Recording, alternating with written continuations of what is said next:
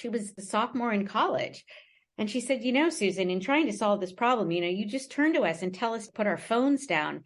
You're asking us to put our identity down. It's a piece of us. She said, I've had my Instagram account since I was in 6th grade. It is part of my identity. And that was just this realization that, oh my gosh, it's not apples to apples. This is apples to oranges. We shouldn't be telling students what to do. We should be asking them what to do.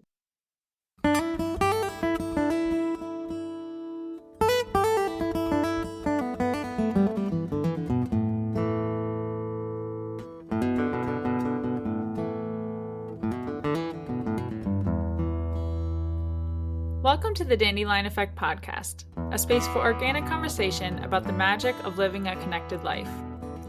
Just like the natural world around us, we are all linked through an intricate web, a never-ending ripple that spans across the globe. Here, we explore the ideas that our guests carry through the world, remember who and what inspired them along the way, and uncover the seeds that help them blossom into their unique version of this human experience. This podcast is a production of the Feathered Pipe Foundation, whose mission is to help people find their direction through access to programs and experiences that support healing, education, community, and empowerment.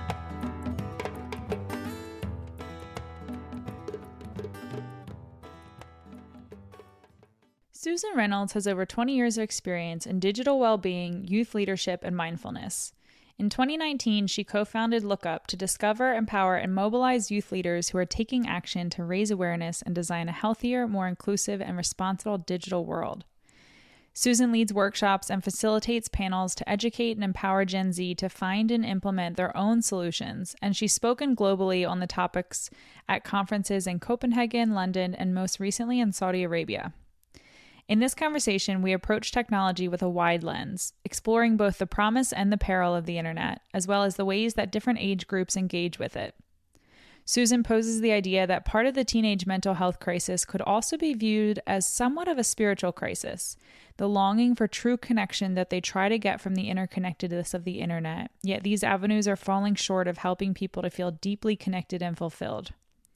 And the collective mental health status of our young people proves the power of the digital age, a conglomerate of apps that have captured and run away with their attention, self-awareness, confidence, and peace.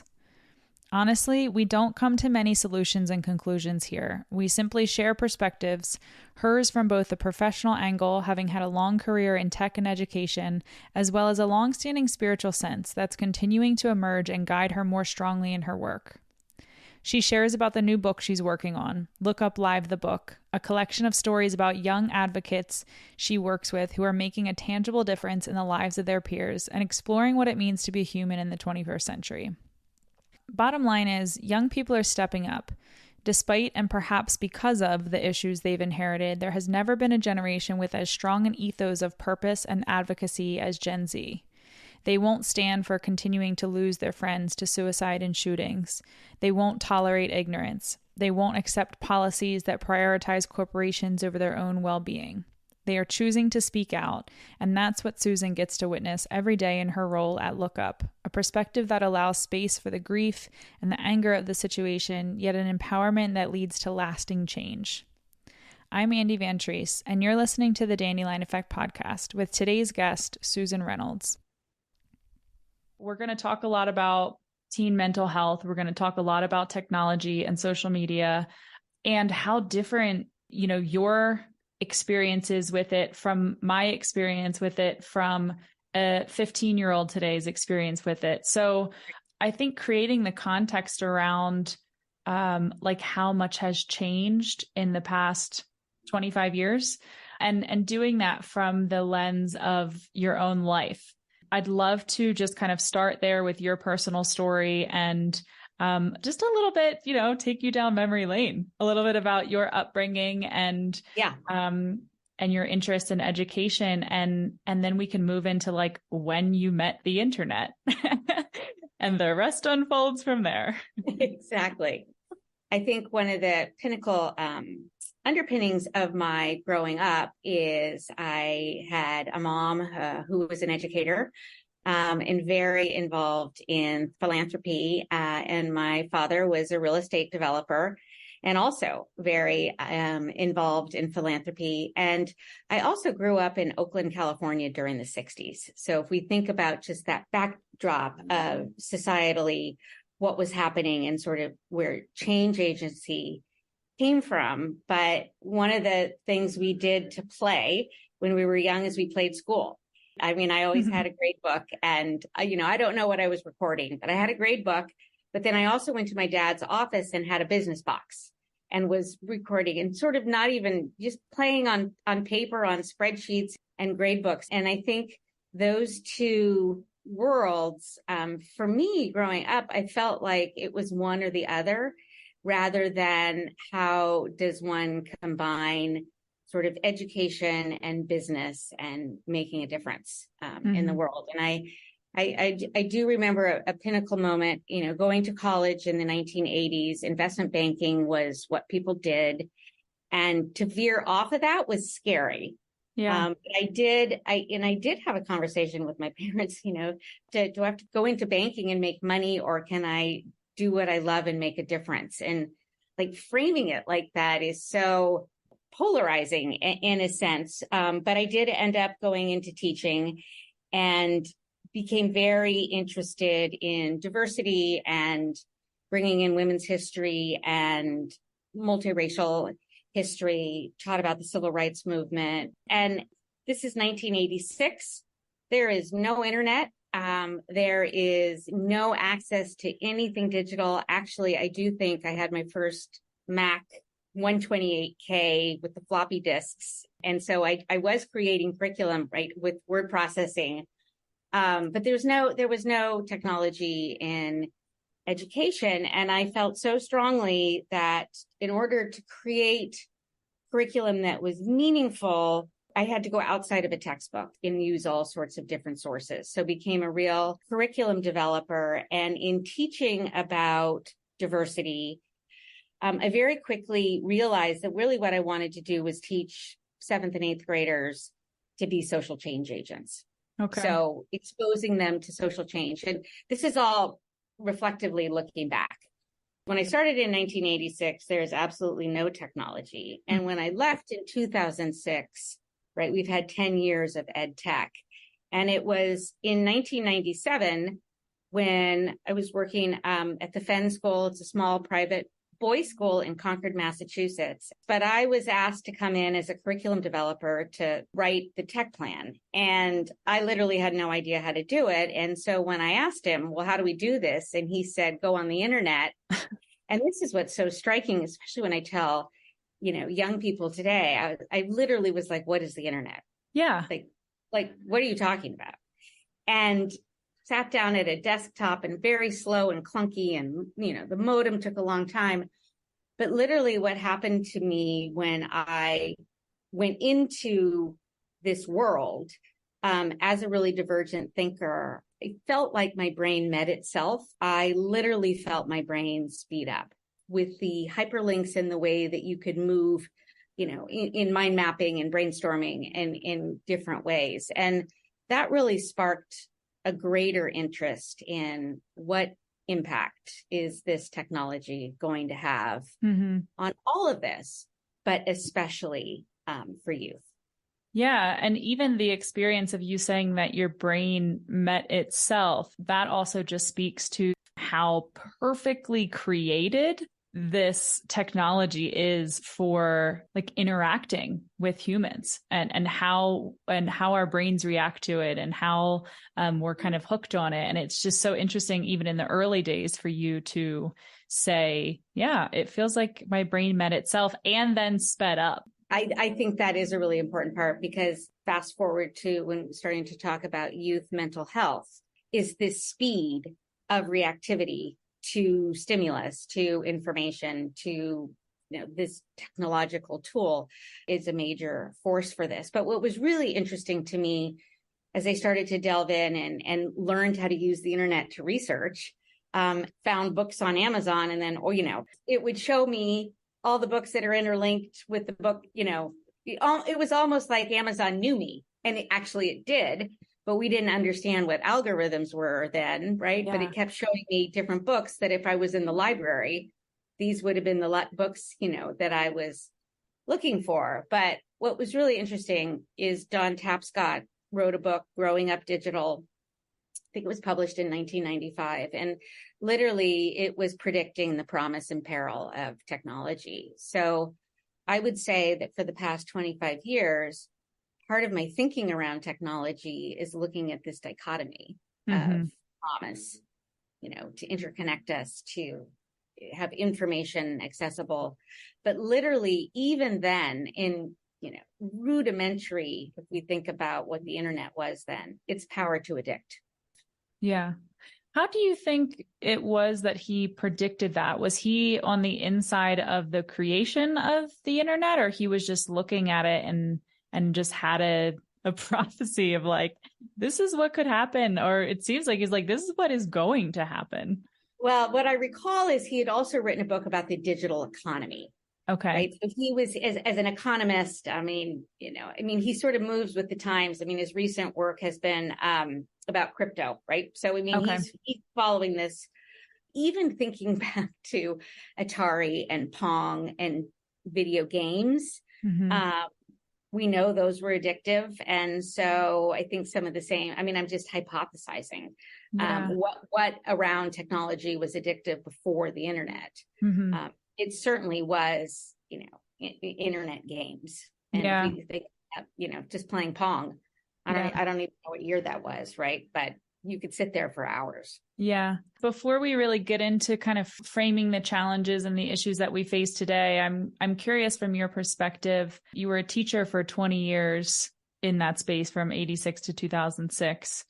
Can you remember back on the shifts that were taking place in students' behavior, in children's behavior? You had a chunk of time teaching pre-internet, pre-technology. And then you had a chunk of time teaching post-internet, and as it was in its infancy and as it was starting to grow and, like you said, be wired into classrooms and be woven into the curriculum. Sure. Just kind of focusing on that 20-year period before we get to where we are now, what types of things did you see shifting and changing in students' behavior, maybe attention span, maybe attitude, mood, confidence? Like there's such a broad range of things that I think is affected by living in a digital age, but just curious to open that up and have some reflection. So I was anti-textbook, right? I think I wanted more control over what my students were reading. And I was also, even in thinking about this divergent thinking style I had them do cooperative groups. I had them do Socratic seminars, reading different excerpts and then coming together. And so it was easier to sit and read a book. It was easier to sit and read, a Xeroxed article. There were no distractions. There may be internal mind distractions or physical distractions of, people in the room, but there was no technological distraction. And I was very at the forefront of testing out these new technologies in the classroom. And one of the things that I started really early on was message boards and discussing the reading. So rather than going home, with a chapter in the book with comprehension questions to answer, I started putting them up on the message board. Okay. And I found that for some students, there was a lot more engagement on these message boards than having to write answers. So there was something about that interconnectivity, but I think the really interesting thing for me was that AOL IM, which is very similar to the texts that come in that upper right-hand corner. I was finding my students were distracted and they weren't getting their homework done. Or, and I'd say something like, what were you doing last night? And somebody would joke, he was on IM all night. Yeah. So I did a little experiment and I said, all right, well, I'll give extra help on IM. So I'll weasel my way in there onto your IM. And I was able to watch conversations going on. And this has been my experience all the way along with the development of technology, is that I found myself drawn in. Do you remember your screen name? Actually, I don't remember screen. I bet it was, I know, I'm sure I was Susan Capetta then. I'm sure it was S Capetta. And so then I was Scapetta. It was trying to enter in to that world and doing a little bit of research, although I didn't really think of it that way, but really watching attention spans deteriorate and so trying to figure out ways to engage, really watching where they were, and their attention was divided. No cell phones, nothing in the classroom, but I would venture to guess that the decline of the attention span and the drain on the brain in trying to do the homework and going off on your AOL IM back in the late 90s and early 2000s is incredibly taxing on the brain. Right. I think it was it was AOL Instant Messenger, and then MySpace came along at some point, which seemed revolutionary as well, because then there were pictures and then you could see profiles of people you don't know. So then it was like this second layer. It wasn't just your friends. It was like this second layer of now there's like the world or other people. I want to keep weaving in your personal story here, because I know that there were other really big pivotal moments in your life along your path. I'm curious. So you taught for 20 years. Tell me about the transition out of just like that formal space of teaching, why, what that looked like, and kind of what the next step on your path was. Well, it's funny, as I said, I was a curriculum developer and didn't use textbooks. So I read all sorts of professional development. I read this book about multi-genre literature, and there I am sitting in a workshop with the author of this book on multi-genre literature. She said, well, I was a classroom teacher for many, many years, but then I went back and got my PhD, and now I teach teachers, or, I teach students to be teachers. And it was one of those aha, like, what? Yeah. I mean, I don't know who I thought wrote all these books that I was reading about, different methodologies to teach, it's just like, and she said, well, I think you should be one of my students. Just come to Ohio. I was like, well, I'm married with 2 kids, so I don't think I can probably come to Ohio and get my PhD. But that's when I started looking into PhD programs in Massachusetts, and so fascinated with young adult literature. And I think that's my fascination with young adults in general. Simmons College had a course on a master's in children's literature. And so I just for fun took young adult literature. And the interesting thing for me that happened when I was taking this course is I was reading 3 young adult literature novels a week. And all of a sudden, a young adult narrative came out. Like I started writing as a young adult protagonist.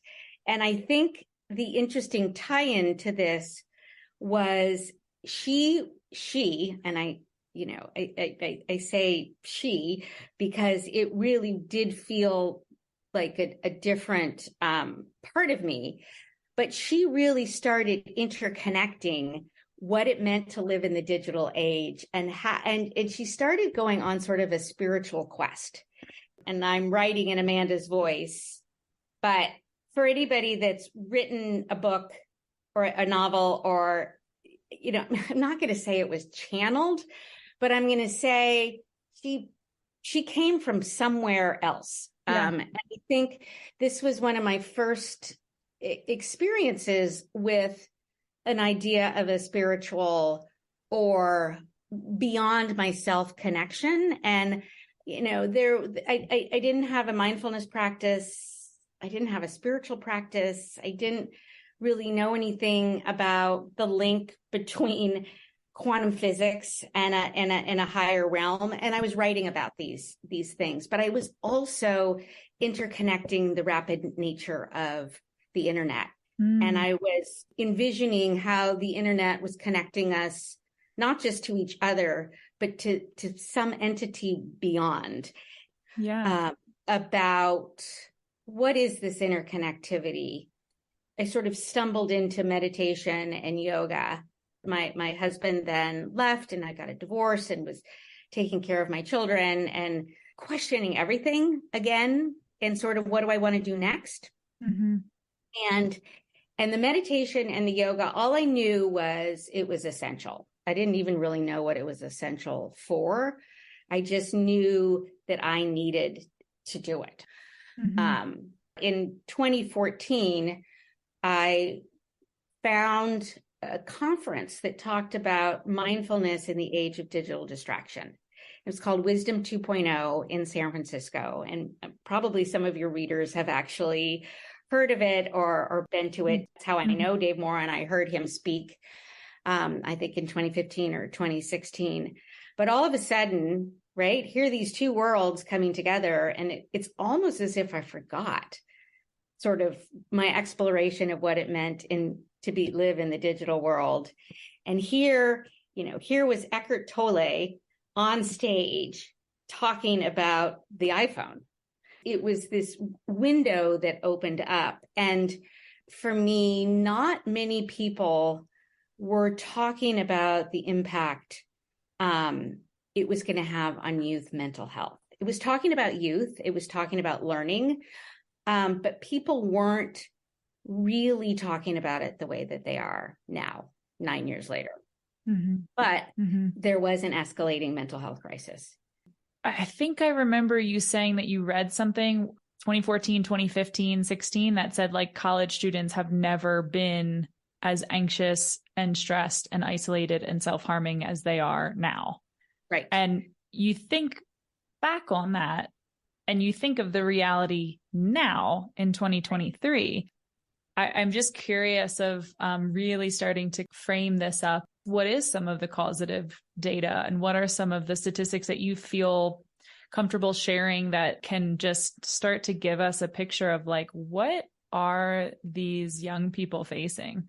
It was the Stanford provost. I forget her name, but she wrote that sentence that I read and it literally gripped me around the neck. And I thought, wait, what? What do you mean? College students have never been more. And again, this was after going to this Wisdom 2.0 conference. So I went back and said, well, I wonder what all the research is saying about technology and living in the digital age. And Instagram came out in 2010. The like button on Facebook really started to change things and nobody was really talking about it. And if they were talking about it, they were arguing about it. It's not causative data, it's correlative. But then it was really Frances Haugen who blew the whistle at Facebook and exposed Facebook's internal research that was direct causative data showing that 1 in 3 teenage girls using Instagram had lowered self-esteem and body image issues, dysmorphia. And that I feel was pinnacle. The other statistic and this is a pretty old statistic. I think I came across this in 2016.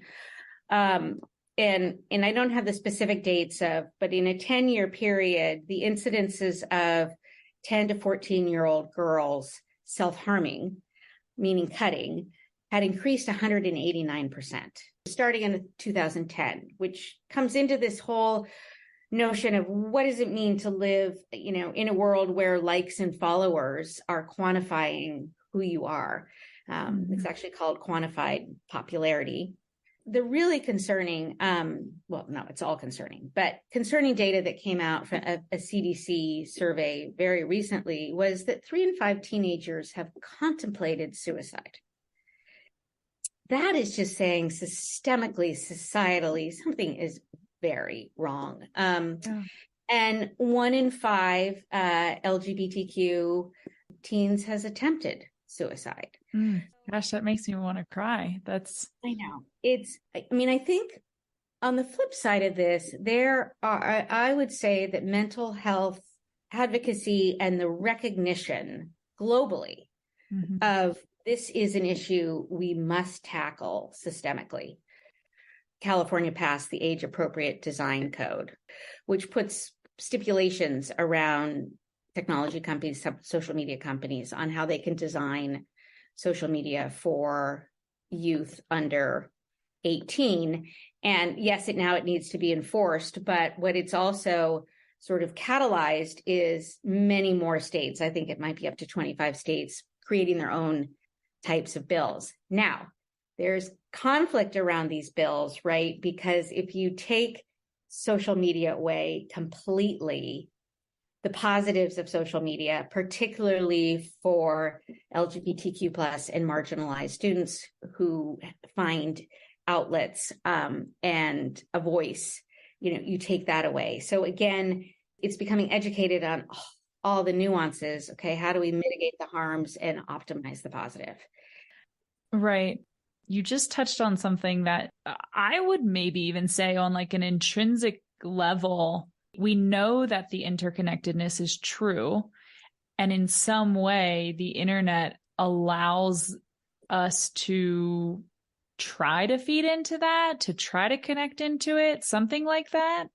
But it's falling short in a lot of ways. And that's why we're left hungry.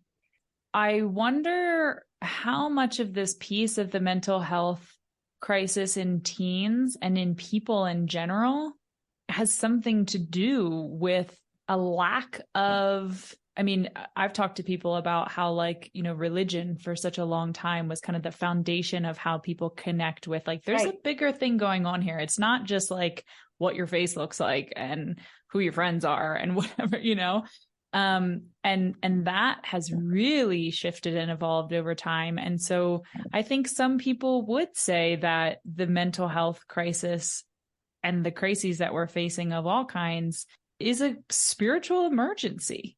Well, and a spiritual deprivation as well, because this spiritual question is woven in every conversation I've had with many of these youth. We do get on into talking about spirituality. You do? Yeah. They haven't written it necessarily, but I come over here into this, have you practiced mindfulness? Do you have a religion? Do you have a this? Do you have a that? Do you believe in, higher power? And are they receptive to it? Very. When you're asking these questions, what's coming out? Right. What are they? Well, it was the first one was Anastasia, who talked about, I believe in the law of attraction and all that manifesting and all that hippy dippy stuff. So, I've had great conversations with Anastasia, and the way that she gets stuff done, I was like, oh yeah, she's being supported here. Like, you can tell that are being supported with what they're doing. Mm-hmm. I do know I was at a memorial for a 57-year-old friend of mine who was a yoga teacher and beloved at Spirit Rock, just beloved, and a teacher there. And she took her own life. And it made no sense to me. It made no sense. Mm-hmm. And I think what they said there was Jack Kornfield and Tara Brach and others in the Sangha were like, mindfulness is not enough, right? We need to look at what's going on at the intersection. And so J.W. Brick, I'll send it to you, is actually having a mental health and wellbeing summit that a lot of these teachers are speaking at. Okay. John Kabat-Zinn and Jack Kornfield and Tara Brach, along with real mental health, the head of the American Mental Health Association and NAMI. And but I'll send it to you because I'm really, really, really fascinated to hear this intersection. How they're bringing it together, because my first thought in that is like of just community. Right. What is it that makes this world more appealing to stay in than to leave it? Right. I mean, that's not a way that people talk about suicide and talk about people taking their own lives, but you have to beg the question, like, why do people want to leave this world? Right. And why are these young people not feeling like it's worth it? That's a massive question. Right. And it'd be interesting to see, like, if somebody could study that and what are the pieces. I mean, people study happiness and they study relationships and community as like the pillar of longevity, happiness in the tribe and face to face without the technological, interference.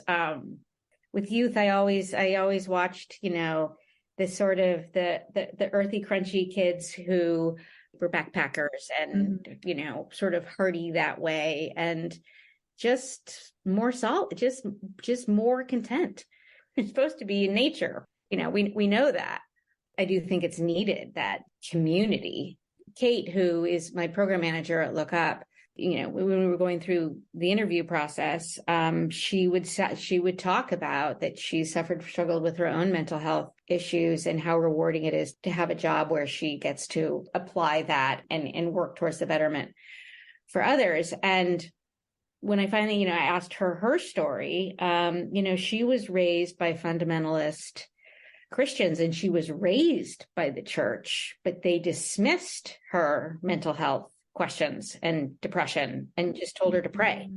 Her whole process has been unlearning religion and growing into spirituality. And she took a mindfulness and communication class and had one of those ahas or Kundalini or something during a class meditation.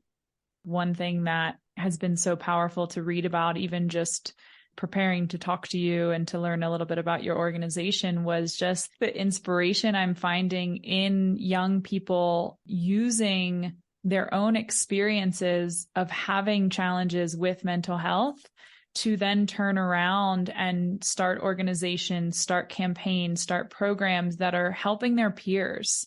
And I think it's one thing for older people to say, okay, we're going to step in and, tell you what to do, but it's a whole nother thing. And I think it's received in a completely different way when it's a 15-year-old saying, hey, like, this is what I've been through. I was self-harming, or I was having these thoughts, or, I was crippled with anxiety and I've sought help for that. I've changed it. And now I see around me in my school or in my peer group, I see other people that are really suffering, and I want to help. And it seems like that feels so powerful, the ways that these people are showing up for each other. And I know that that's like how you built the structure of your organization. I'm just curious to hear the beginnings of LookUp and why you felt like that structure was more impactful than perhaps something different. I started with something different, very personal. I was a yoga teacher, and the minute I got out of a yoga class or the minute I stopped teaching, I grabbed my phone and checked my phone. And it's like, wait a minute, like there's something off here. Part of my lived experience as well is I have a younger daughter who grew up with crippling anxiety. And so I called myself eventually an emergency parent. Wrong thing to do. You don't want to be an emergency parent, right? You want to help build resiliency, and started a blog that started out Confessions of a Tech Addicted Yogi. And it was really humorous. I mean, I was poking fun at myself, but I was weaving in research, in a blog, right? Where so that you could have links to click on, what I was talking about.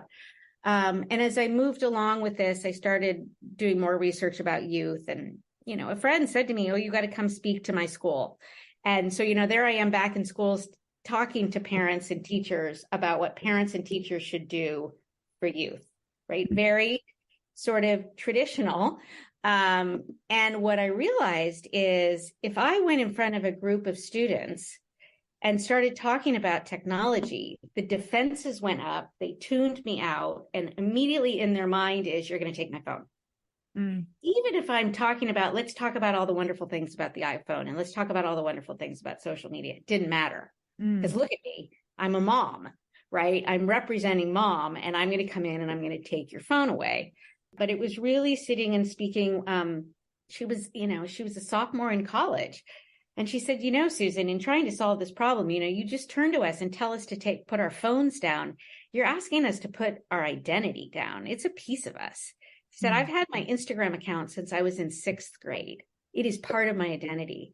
And that was just this realization that, oh my gosh, it's not apples to apples. This is apples to oranges. And so we shouldn't be telling students, what to do. We should be asking them what to do. But first, what are your pain points? Right. Because their pain points were very different than my sort of saying, especially if we go back to 2014 or 2015, oh, I'm addicted to Facebook.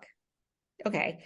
But how is that impacting who you are and how you believe, your identity to be, and how you interface, centrally interface with your friends? I mean, that It's very different.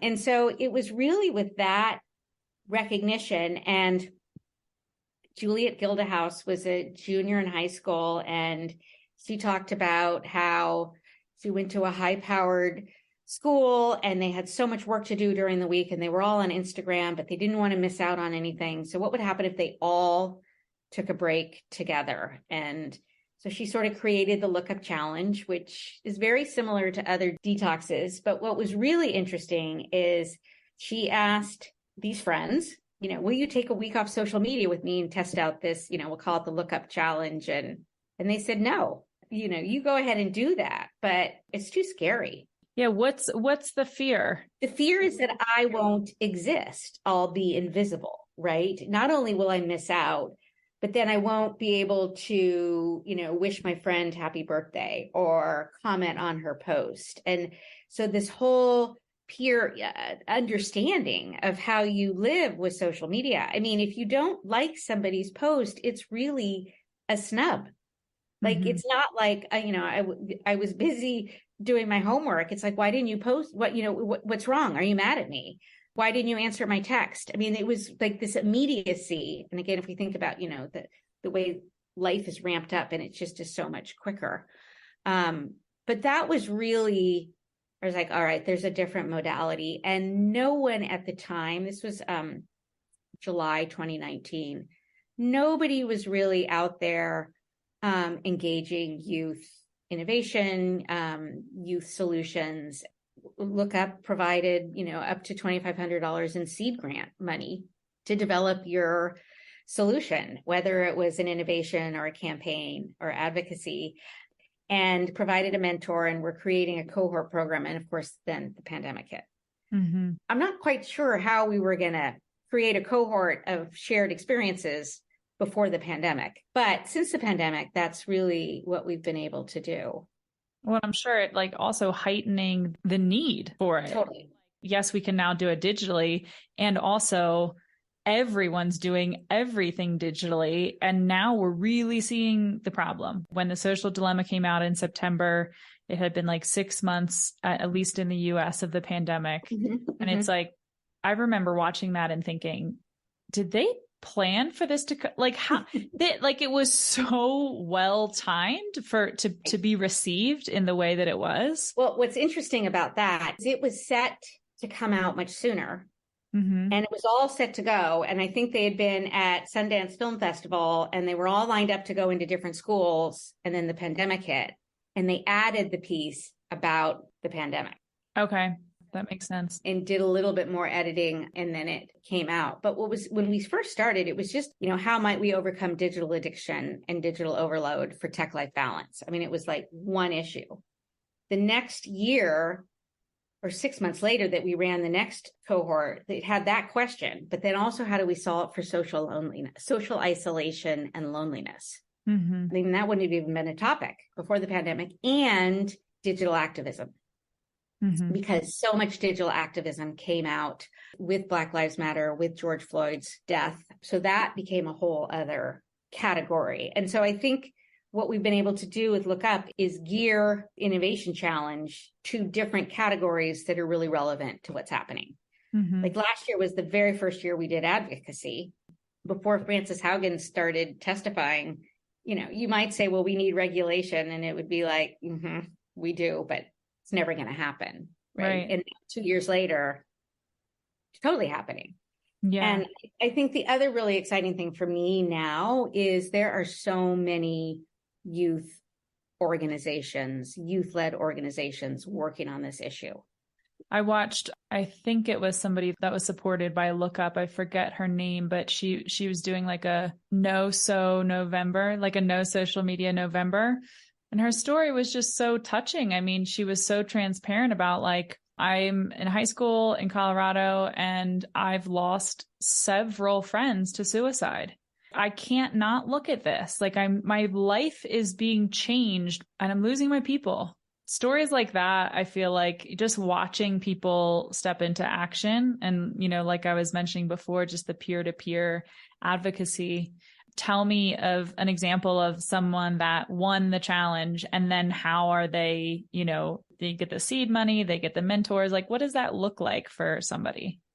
Well, so the really fun thing for us is we have a partnership with Exposure Labs that created the social dilemma. And so a new category of the last couple of years is the storyteller grant. And so we've had students last year, we have a current cohort right now that's going January to June. But last year we had 2 students who created their own documentaries, their own short form documentaries. Maddie Freeman, she was 2021. She actually created a documentary film to kick off No So November with Jeff Orlowski, the director of The Social Dilemma. Ryan Ha is at NYU, and he found 3 artists. So a dancer, a piano player, and a classical pianist, and then a electronic digital musician. Asked them to take a month off social media and filmed what that was like for their creative process. Really, really well done, like 15-minute documentary, called it Commercial Connection. So what's really cool about Ryan is when I caught up with him, he said, I was just in Kenya with the executive director of Restart, which is a digital addiction rehab center. I think they're in Seattle, filming youth in Kenya around the issue of digital addiction and harms to mental health. That was a trajectory of his life. And he said, I'm just sort of taking it one step to the next. Whereas Maddie's now a senior at Boulder, and she really wants to make this her career. Like, she really wants to build out No So November. She brings it to more schools. She wants to speak about it. So it takes those different avenues. One question we have for Maddie is like, okay, so what could it be? Could you do it twice a year? Could you have No So November and then something in May? But the other interesting thing this year, and this is just how my education around the mental health crisis in the digital world, like I would say in the last 6 months, spoke to several youth who were saying, Susan, you can't ferret it all out. Like, living in an era of climate change crisis and anxiety, and hearing about it on social media all the time in such a negative, alarmist, catastrophe fashion is really impacting our mental health. So this group is called Control Z, about climate mental health, and they are creating a podcast and content that will sort of soften it so that you feel empowered to do something about it. Because if it's so alarmist, it just causes anxiety and fear and paralysis. Yeah. And I imagine that is maybe part of the reason why it's so challenging to get the causative data. You shared some of those statistics, and yes, it makes sense that people are really suffering because of social media. And also, there's so many things happening right now. Like you mentioned, the climate crisis. I mean, I've had conversations, how many of my friends are considering not having kids because they don't want to bring children into this world. And now there's a diagnosable condition of climate anxiety. Right. The barrage of hearing about it all the time, and like scrolling through Instagram, trying to just look at your friends' pictures, and there's a news story of this happening and this happening. And if you're turning on the TV, it's just like, it's all coming at us all the time. Right. It's not just that there's filters on Instagram and now everybody's comparing themselves to like bots that have these beautiful eyelashes and, thin faces and beautiful hair and all these things. And then they go look in the mirror and they're a teenager like with acne, and they're in their pajamas. And it's like, yeah, that's going to make you feel like crap. It's not just that. It's not just that you're missing out if you're not liking people's photos. It's not just that you're getting the doom of maybe there's only 50 harvests left in the topsoil. Like, it's just everything. It's everything. You can't necessarily blame social media, but social media can amplify anything that's happening. That's a good point. Puts it on a loudspeaker. And I'll age myself right through the pandemic. I just watch CNN all the time, right? Same thing.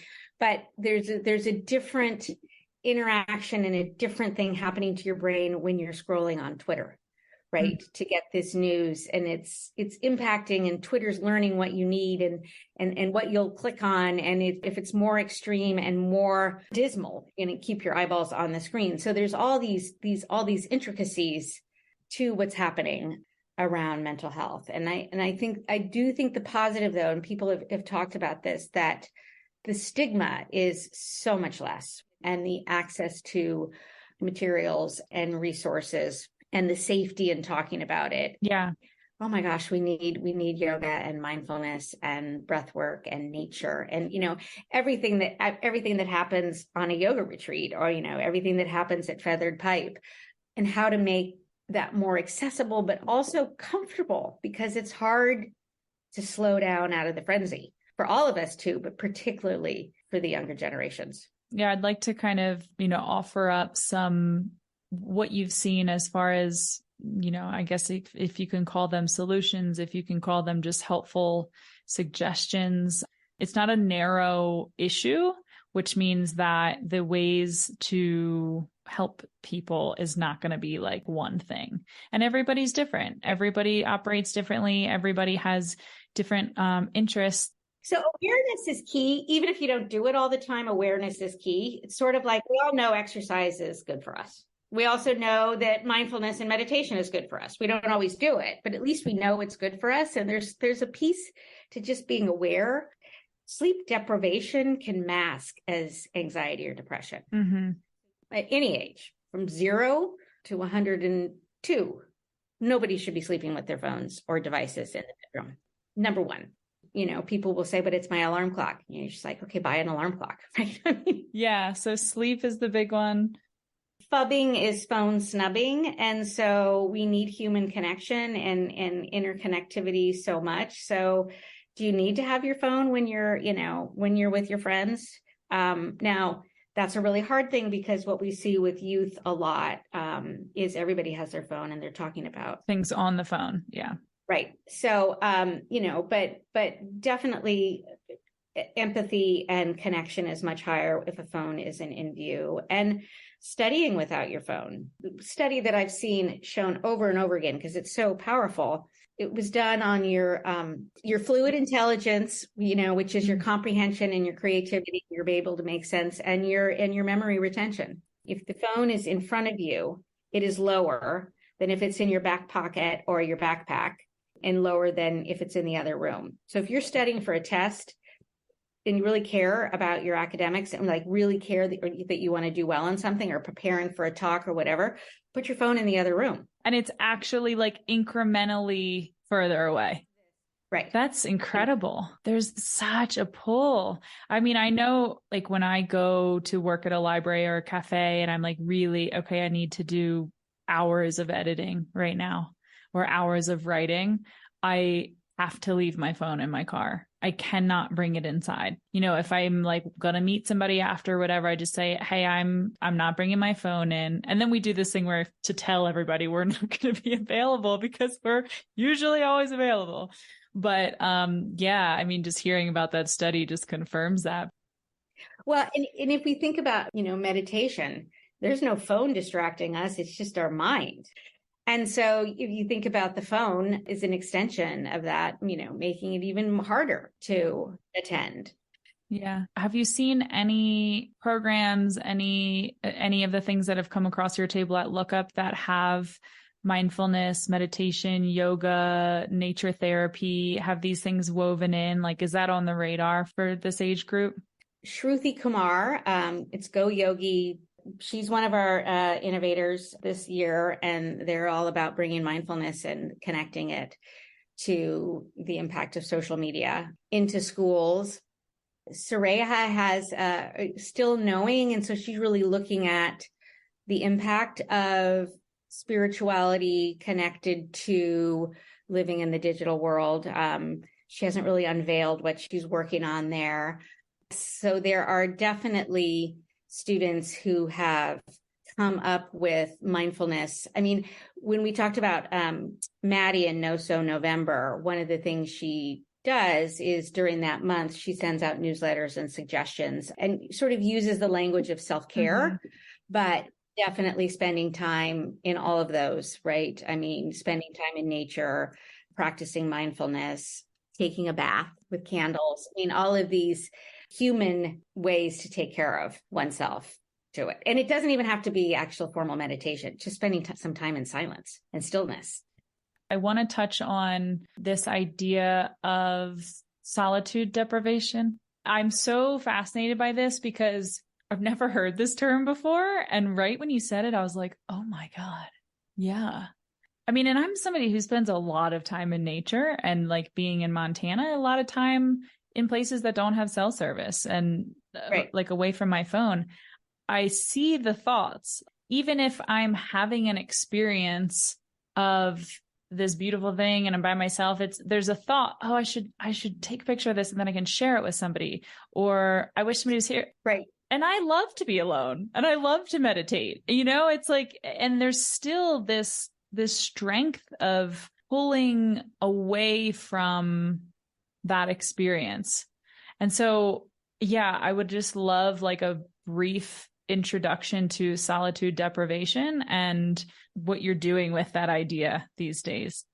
I have to credit Cal Newport, he wrote Deep Work, but he wrote Digital Minimalism. So he talks about this, that Gen Z is really suffering from solitude deprivation. And when he talks about solitude deprivation, he's talking about always having an external stimulus. So solitude deprivation, you could be sitting in a coffee shop, writing in your journal. He would claim that is solitude. It's not the background noise. It's not actually being alone, but it's being alone with your own thoughts and your own sense of self and your own internal sense of self. So without the external stimulation, and I think what's happened with the phone, I mean, yes, with laptops and iPads, but with that constant entertainment, education, communication tool with you, there's external stimulus coming in all the time, and algorithmic stimulus, right?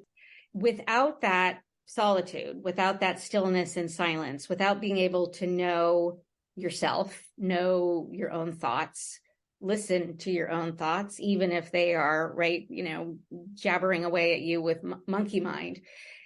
This is where I interconnected Cal Newport with Yuval Harari, who wrote Sapiens first, but his most recent book was 21 Lessons for the 21st Century.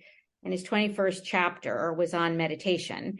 And he meditates an hour or two a day, right? And is this amazing philosopher. And he ends this book, literally with saying that if we don't make sure, that we're taking time for solitude, for contemplation, for quiet and stillness. I mean, what he says is we may not be able to in the future. Like we may not be able to know ourselves. He's saying eventually our brains could change so we can't know our own thoughts.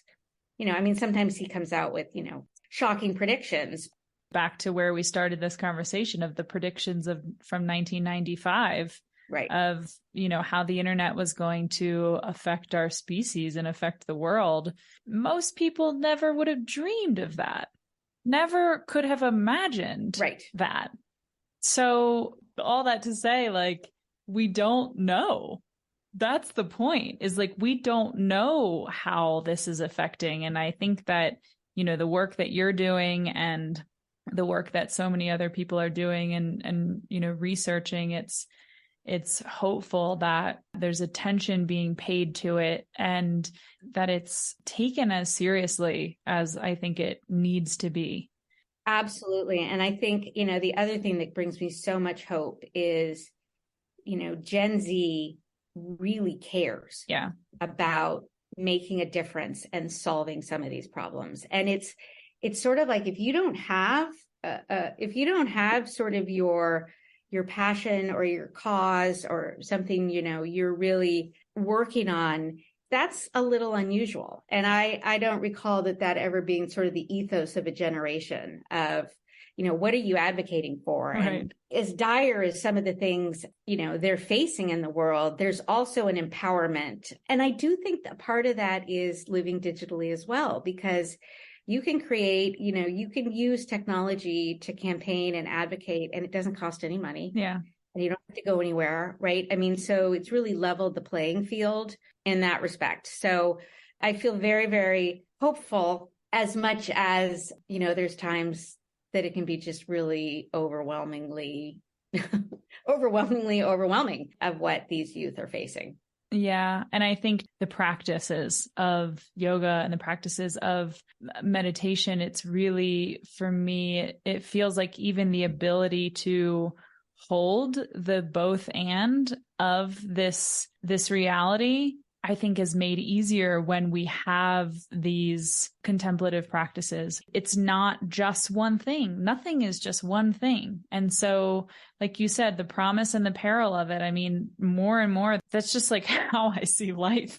Honestly, I mean, there's so much beauty, there's so much pain, there's so much suffering, there's so much celebration. Like, yeah, just kind of at the end here, also being careful to not demonize these things, because they are parts of our lives. And I have like a handful of friends I could name off the top of my head that I've met through Instagram or through Facebook, or somebody connected me with somebody, and now they're great in-person friends. And the way I stay connected when I travel, like it's the way I work, we wouldn't be doing this podcast if there wasn't Zoom. And and so, yeah, really being able to hold the complexity of it and just say, yes, both things are true. And how can we listen to the people who are being most affected by it? How can we amplify their voices like you're doing with LookUp Live, and really just support people in the ways they need to be supported, whatever that looks like for each age group. It'll look different for me. It'll look different for you. It'll look different for, the next generations. Right. Is there anything else, any kind of closing comments, anything that we didn't touch on that you want to make sure, is given some voice just in this topic? The other really exciting thing, and when I was talking about writing my young adult novel and Amanda, I have a book contract, and I'm writing about these youth innovators and weaving their stories together, starting each of them with, their lived experience, what their solutions are, and sort of how they found purpose or advocacy or presence through this. And, it's all in their own voices, and it's sort of carrying it on that way. And so there's so many of these amazing youth leaders, and just writing the book, I've met even more of them, and, can't give grants to everybody, but I can give voice to so many.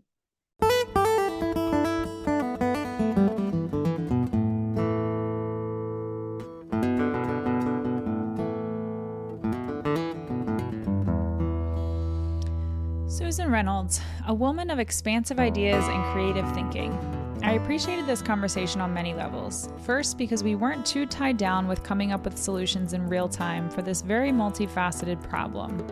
We allowed ourselves to look at this from different lenses with which this reality can be viewed, and aside from stricter legislation, which is happening, I do feel like the solutions have to be innovative, deeply thoughtful, and created by the very people who suffer the most from these issues. Secondly, we explored the potential spiritual nature of the internet, or at least broached the idea that perhaps there is something to this relationship between the interconnectedness of technology and the interconnectedness of all beings. This part of the conversation was admittedly a bit clunky, as we both thought out loud, but I do wonder if that's why these tools are so powerful, because it's playing both on our biology as human beings, but maybe also on our deeper desires to feel the oneness and the unity with the world outside of ourselves. To learn more about Susan Reynolds, visit lookup.live, where you'll find all the youth leaders she partners with and be totally blown away by the caliber of their ideas and passion for creating the world they want to live in. A big shout out to Matthew Marsalic and the Drum Brothers, whose music you hear at the beginning and end of this podcast, as well as Dr. Jean Shinoda Bolin, who first turned us on to the phenomenon of the dandelion effect and how these ideas move throughout the world. This podcast is brought to you by the Featherpipe Foundation. Help support us by donating at featherpipe.com/gratitude, or leave a review on Apple Podcasts and rate us on Spotify. Also, share episodes with your friends when you think they can be helpful. This is the most organic way that the show grows, and we even get to meet people at the ranch who first heard about us through a friend sharing this podcast. So keep this dandelion effect going, and until the next episode, have a beautiful day.